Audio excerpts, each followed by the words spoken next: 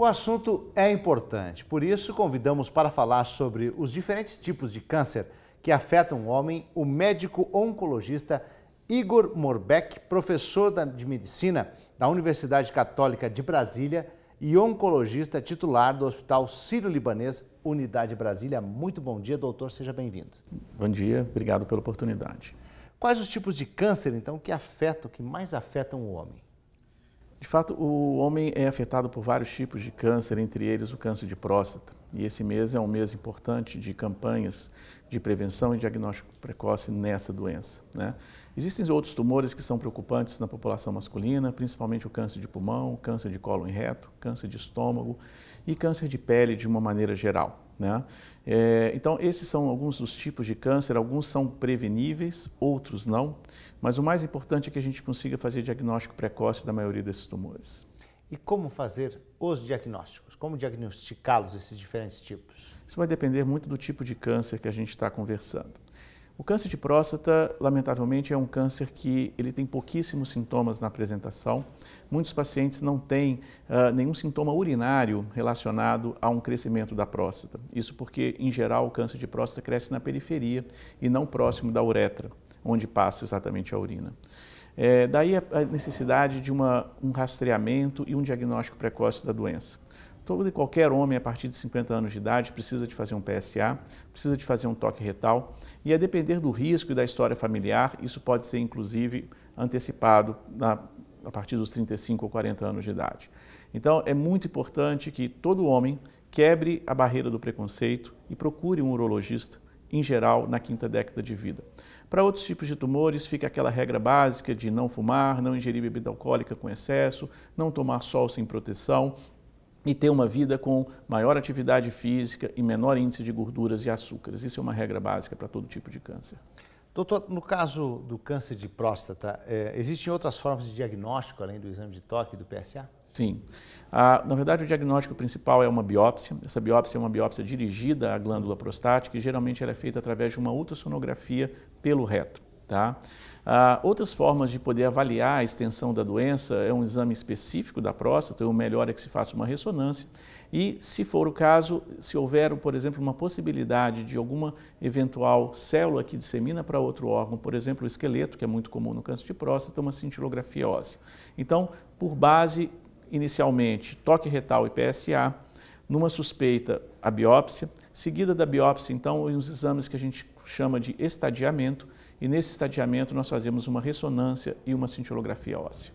Certo. Agora, doutor, por que a faixa etária acima dos 50 anos preocupa tanto e é mais propensa a alguns tipos de câncer?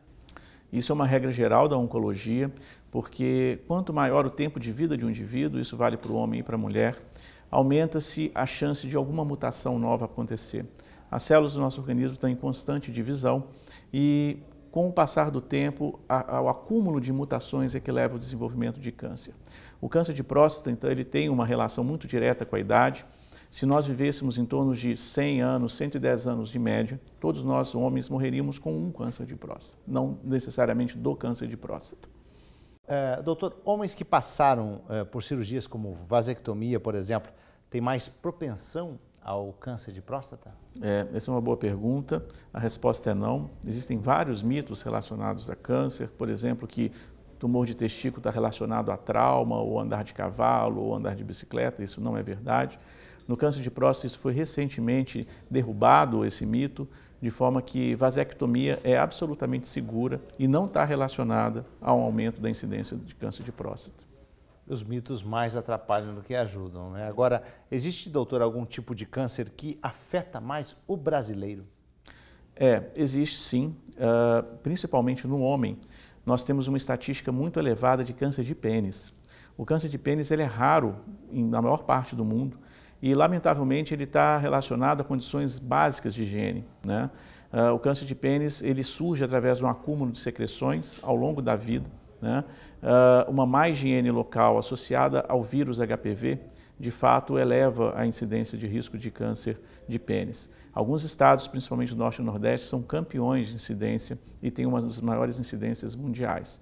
Então, esse mês, apesar de ser um mês dedicado ao câncer de próstata, é muito importante que, em termos de saúde do homem em geral, isso seja colocado e, principalmente, a principal arma para evitar o câncer de pênis, que costuma ser uma incidência alarmante em determinadas áreas do país, água e sabão é o melhor preventivo. Doutor, no geral, quais os cuidados tomar?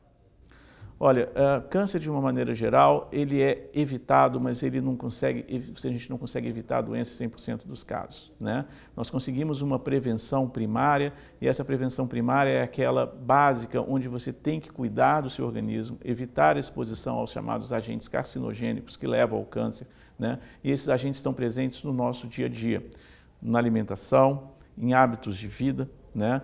E naquilo que a gente faz como estresse, deixa de praticar alguma atividade física. Nós sabemos que existe uma relação direta entre o maior consumo de alimentos, principalmente alimentos ricos em açúcares, e maior índice de câncer. Então a obesidade está intimamente relacionada. Então nós temos que prevenir exatamente isso, mas é claro que existem fatores genéticos próprios da doença. Ninguém na população do mundo inteiro está protegida em relação ao desenvolvimento de algum tipo de câncer e esse câncer pode surgir mesmo em famílias que não têm uma história presente de câncer.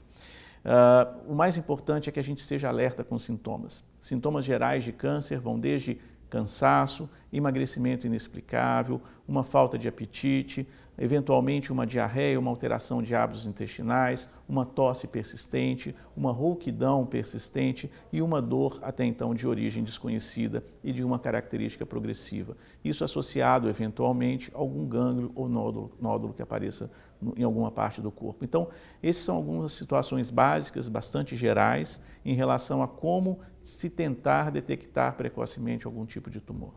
Doutor, quais são os tratamentos existentes contra o câncer? Isso é uma pergunta bastante geral, porque uma das coisas que mais evoluiu num cenário médico foi o tratamento do câncer nos últimos anos. Então, a base do tratamento do câncer sempre foi a cirurgia, desde que factível, desde que possível operar algum tumor localizado. Isso vale para a próstata, para o intestino, para o pulmão, para a mama, entre outros.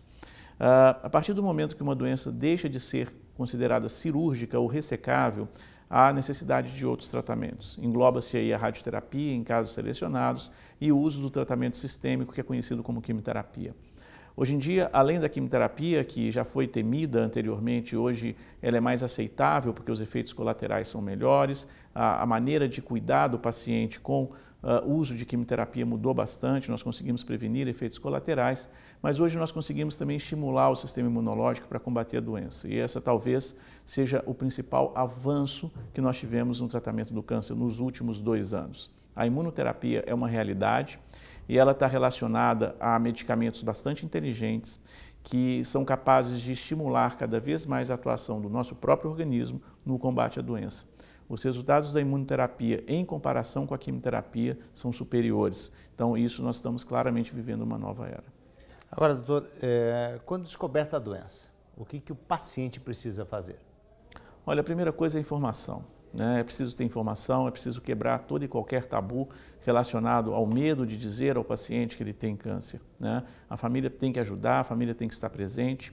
Há necessidade de ter uma equipe com várias disciplinas atuando juntos, eu estou dizendo da fisioterapia, da nutrição, da psicologia, entre outros que ajudam a compor exatamente a melhor forma de tratar esse paciente e expor exatamente quais as situações, quais os riscos, quais os benefícios de tratar, o prognóstico em geral. A partir daí, então, se propõe a melhor alternativa de tratamento e claramente hoje no Brasil nós temos disponibilidades bastante evidentes na literatura de melhor resultado.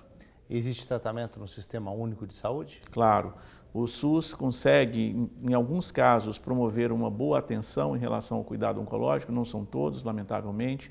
Existe uma defasagem grande entre aquilo que se pratica no SUS e aquilo que se pratica na medicina privada no país. Infelizmente, há essa distinção que cada vez é maior, mas se procura, né, diante de resultados cada vez mais óbvios, no melhor cuidado ao paciente oncológico, incorporar essas tecnologias no SUS, mas nem sempre isso é possível.